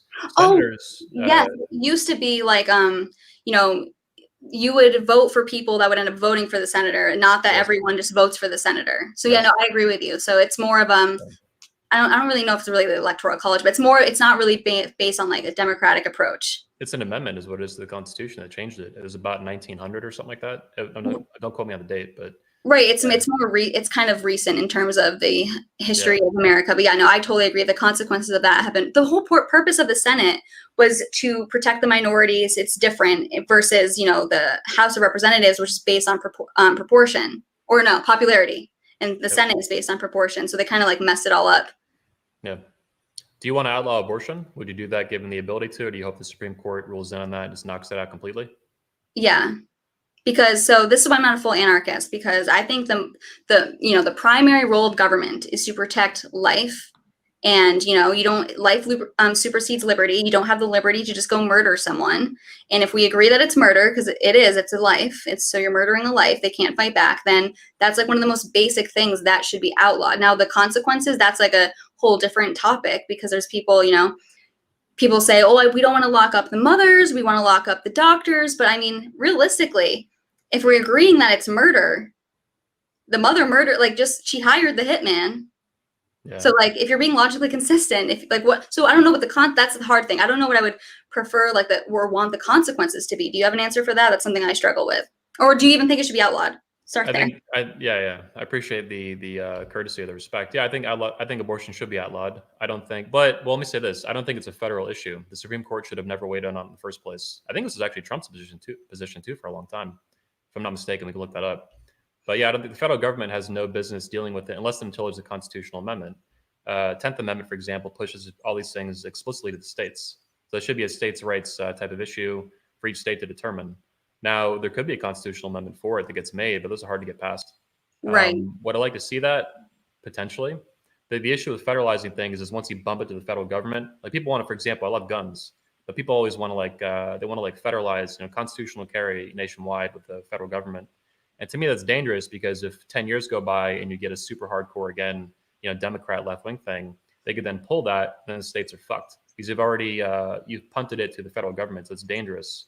It's dancing with the devil, basically. I totally agree with you. So something I always do, and this like kind of stems from like my whole like moral political philosophy, is I always, I treat people how I want to be treated. And I always try to put myself in the other person's shoes. Like if I have a friend that's complaining about a situation, I'll put myself in the shoes of like the person they're complaining about, and not just like take their side or whatever to be like devil's advocate or whatever. I will truly tell, like, if my friends are wrong in a situation, I'll tell them. Like, I'm loyal to people, but if they're wrong, I'll be like, you're wrong. And I'm not just going to like be, take your side because we're friends. I don't care about that. I'm principled, whatever. So I take the same approach to where you have to always picture the worst case scenario if the other side's going to do it to you. So, okay, I would love to federally outlaw abortion because, you shouldn't be able to, we should not be legalizing murder. Yep. But the second you grant that power to the government, just imagine it's the worst person that can also now take that power.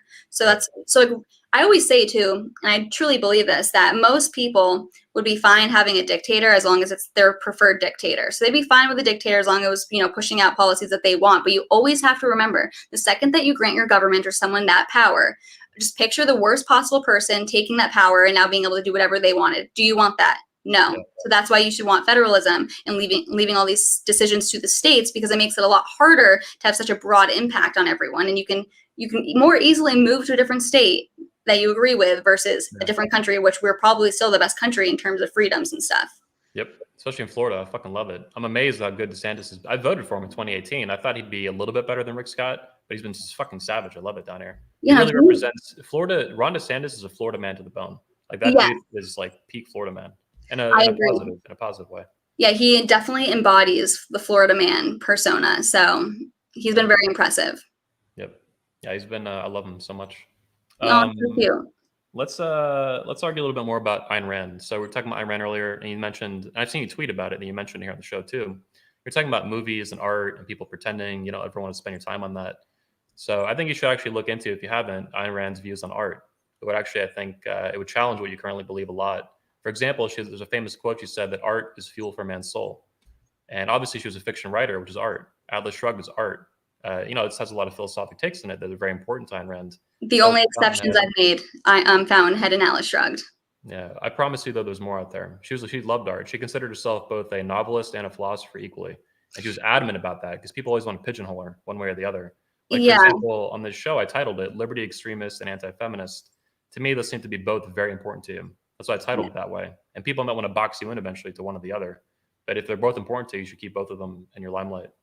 They both are, like, as equally. I mean, maybe I would say the liberty thing is more more important to me out of everything, but I do talk about feminism a lot, and it's very important to me. So yeah, I definitely will read up on that because, I have taken some different approach towards art. I would never go to like an art gallery, whatever, but I have seen, because I like, that's why the whole paleo thing, I love like the traditional art, like the, Roman art, traditional type things. Like I love that. And whenever I see like art pieces like that on Twitter, I'll like retweet it. Cause I'm like, oh, that's so beautiful. And it just shows how like disgusting, like everything in, the modern society has become. So I have like grown to appreciate it, kind of in rejection of the modern takeover of, buildings and architecture and art. So I have grown to appreciate it a little bit more.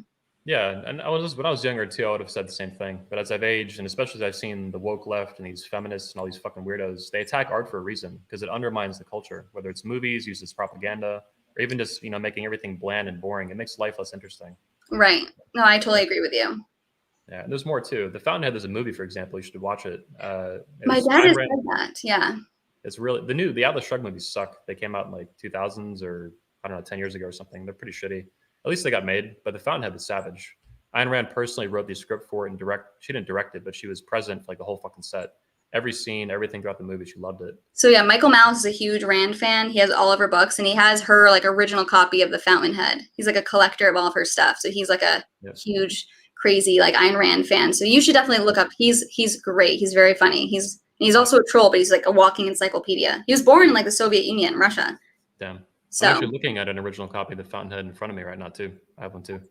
Oh wow! So you have like one of like, there's how many of them? There's like 10 or something. I don't know. Not that early. It's the first edition, like the first year it came out. Oh, okay. The first 10. Jesus. Okay. Well, he has like one of the first 10. Like he's like crazy. So yeah. I'm not that. I love Ayn Rand, but I'm not gonna go buy. I'm not gonna hunt down $10,000 book or some shit. I don't care. Same. I don't care. Again, I don't care that much either. I would never I wouldn't even need like an autograph. I'm like, it's a signature. Yeah. So let's start closing out. Yeah, it's interesting. Let's start closing out here. So, what are the plans you have for your life coming up? You're 22. You've been obviously working with Project Veritas. I'm seeing that. Obviously you're working with PragerU. Turning. What do you think of that video? Oh, the music video. Yeah, it was pretty hardcore. I love James O'Keefe. He's cool. He's peak awesome. Alpha male right now. Yeah. What was that? He's peak alpha male. He's peaking in his life. He's fucking kicking ass. He's doing great. And yeah, that video, I'm like not a dancer or anything. I thought I was going to have to dance and do choreography. Thank God I didn't have to, because I would have looked like such an idiot, because I just can't, I can't take myself seriously. Yep. But yeah, no, he's awesome. I don't know. So that video though, that video really pushed. I was laughing my ass off when I saw it. So it really, can't watch it. Yeah, it's good. I mean, it's fun. It's good. It's just like, damn, this pushed it like so far, so hard. If he wasn't doing what he's doing now, he would be like in theater. Like he was like made for that. He like loves that stuff. Like loves like the dancing and Prince and like that sort of thing. So not what I like. It was like the first Prince song I've ever heard. So not my thing. But obviously, I would love like working with James and Project Veritas. They're doing the hard work. Like they're actually making a difference. So I love what they're doing. Yep. Yeah, I want to. I invited James the other day. I met some of the Project Veritas guys at CPAC, and I want James to speak at my men's convention to the men. Not even about. Well, sort of a Project Veritas, but the story and what he's done to do that, I think is very heroic. And no, I totally agree. He's awesome. Like I really. So you're friends with him? No, I haven't met him or anything. No. Oh, okay. Yeah, he tried to fist bump me at CPAC, and I was filming shit. I missed it. I felt bad. I was like, oh, I love this guy. I just fucked this guy over. Jesus. Yeah, he should definitely speak at your thing. Yeah. I don't even know what I would like. I don't even know what I would say. Like that's the thing. I feel like everything I do is so stupid. Like what would I say? That's up to you. Now you have to speak to the woman. You can't speak to the men. You can only speak to the women. We don't know. Women's planning. No women's planning in our conventions. I know. But I don't want to like go hang out with a bunch of women. there'll be other events going on, at the same time. You'll see other people there. But the women there, they're mostly, there's a few feminists that come to fuck around or whatever. They don't cause any problems. I wouldn't let them just kick them out. But it's a lot of women who are very anti-feminist. I mean, fundamentally, like make women great again is positive for women. It's positive femininity. Then it's anti-feminism to the bone. And I want to abolish feminism. That's like one of my goals in life over the next 30 years. That's a great goal. Thanks. The women there, though, they're very much, they wouldn't be there. They have to fly. Most of them don't even live in Florida. They fly in from around the world and the country and stuff. So, and the same for the men's events. So it's like-minded people that are really like, fuck feminism. They're so passionate that they are willing to fly to go to this convention. Yes, exactly. Travel, like, you went to CPAC. It was a big deal for you. Yeah, I know. That's what I'm saying. I'm like, oh, it's such a trip to have to go to Florida. Yeah. For me, it's like 20 minutes, so it's pretty easy. Yeah, it must be nice. Privilege. Yep. And I go to the beach, 45 minutes. I fucking love it. One of my friends actually lives at the beach, is watching the show right now, Tony Bruno. Oh, really? Yeah. I mean, the beach is okay. I don't really like sitting out there doing nothing all day. Yeah, I love the beach. It's fucking amazing. I like getting tan. Yeah. Yeah, you were talking about the orange thing or something on your Instagram, I saw. Oh yeah, no, that people always love it. There's like some filter on TikTok, and I love using it because I get so many comments. Orange, you're so orange, like your favorite dictator or whatever. I'm like, yep, orange like Daddy Trump. That's exactly what I'm going for. Thank you. I'd rather be orange than pale. Yeah. I'm not really orange. It's a filter. Are you like Italian or something, or what are you? Yeah, so I'm allegedly, from what my parents tell me, I don't want to be a liar like Elizabeth Warren. I want to take a DNA test because I feel like, what if I'm lying? Like, what if I'm going to get Elizabeth Warren? But so I'm allegedly 50% Italian, 25% British. People think I'm Irish because of Riley. It's British. And this is like the wild card. I'm 25% Egyptian. That's the wild card. So allegedly. You're like an African American. Okay. I'm literally an African American. I'm African. African American. Yeah. I'm African. I'm literally Black. Yep. Congratulations. Yeah. I know. You're climbing the victim hierarchy ranks like hardcore here. It's amazing. I actually want to make a video like talking about how African I am just to piss them off. You should. I know. Yeah, I had the DNA test done a couple years ago, and I found out I was 15% Jewish, which was a surprise. That's a shame. Okay. I don't feel like paying $100. Fuck you, you Jew hater. I know. I like don't want to pay $100. Like that's the thing. Like I want to know, but I don't want to pay $100. Like I'd rather get clothes. Yeah, it is what it is. Anyway, it's been a lot of fun talking to you. It's been a great interview. Thanks for having me on. Yeah. So people should follow you, for example. Where should they follow you? You're on Twitter here, obviously, Isabella Riley. Let me pull this up. Yeah, it's Isabella Riley US, and then on Instagram and TikTok, it's Isabella Riley USA. It's too long for Twitter, and I can't get one streamlined, username across all platforms. Drives me crazy, but that's where you can find me. I'm probably the most active on Twitter, so definitely the most active on Twitter. Correct. And then your giant TikTok, yeah. So you had one banned too. You still at 131K here. It's pretty cool. Yeah, I mean TikTok's okay. It's fun, but it's fun. It's fun. TikTok's fun, but it's super random. Cool. Yeah. Anything else you'd like people to know, or where to find you? You're on YouTube. What's the username for YouTube? Well, I don't even know what my username on YouTube is. Like Isabella Riley. I don't even know. Like I just posted 2 TikToks on there a while ago, but I do have a new show on Censor.tv with Gavin Watt. Yeah, we have the pilot episode out right now. It's like 52 minutes of us arguing, which is how it will be pretty much because he's more of a populist conservative. I'm a, libertarian. So we agree on most things. Like we want the same things, but we have also many disagreements about government intervention and stuff. So yeah, definitely watch that. You can also watch like our appearance on Gavin McGinnis's show. That show is like called Compound Censored, and you can see me uncomfortably try to rate myself. So yeah, read the comments. Those are great comments. The comments roast me. They're amazing. Yeah. Love it. You seem skilled, and I admire it. Just pissing people off and angering people and all these shock things. It's very useful, like Trump does. So it's good. I love it. It's a guilty pleasure of mine. Yeah. I want to wrap up. Everybody else watching, I appreciate all the comments and the chats, super chats, all those things. Follow me on Twitter at Beach Muscles and Instagram Beach Muscle 65. I don't really like Instagram, but I do post some stuff. And of course, subscribe to the channel. Appreciate you guys tuning in. Isabella, you can stay on the line. I'm gonna end the stream now. Okay. Peace out, guys, and tune in tomorrow for Redman Group. Actually talking about art with Arthur Kwan Lee, a conservative artist, Trump guy, up in New York. Looking forward to it. Isabella, thanks a lot. I appreciate your time. Thanks for having me on.